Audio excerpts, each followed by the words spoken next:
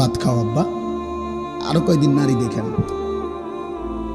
উলঙ্গ ছবি আরো দেখো, হারাম রোজগার করো আব্বা, এরপরে দেখবা ইনশাআল্লাহ আখেরাত কাকে বলে। আমরাও বেকুব না, আমরা ভাত খাইয়ে তো বড় হয়েছি, আমরা বেকুব মুখা। হ্যাঁ, আমরা কি ভাত খাইয়ে বড় হই নাই? কথা বলে না। যারা ইমানদার, যারা হালাল পথে চলতে চেষ্টা করে, ওরা বেওকুফ।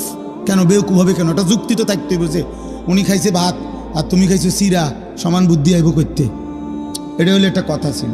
উনি খাইলো ভাত, হ্যাঁ, আর তুমি খাইলে হুদা বহন 3 বেলা, তাইলে না একটা কথা ছিল যে তার বুদ্ধি শুদ্ধি কম, হুদা বহন খাইয়া আর বুদ্ধি আইব করতে। কিন্তু আমরা কি ভাত খাইয়া বড় হই নাই? এই পৃথিবীর আলো বাতাসে বড় হই নাই? তো বোকা হবো কেন? বোকা হবো কেন বাপ? তোমরা জেনারেল পড়লে তোমরা বুঝের মান, আর আমরা মাদ্রাসায় পড়ার কারণে বেউকুফ। কেন বেউকুফ হবো কেন বেটা?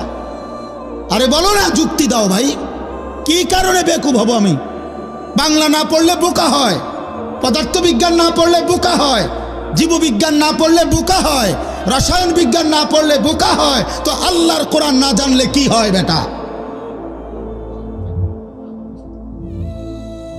রাসূলুল্লাহ সাল্লাল্লাহু আলাইহি সাল্লামের একটা সুন্নাহ যদি কেউ বলতে না পারে, তো তুমি কি তাইলে?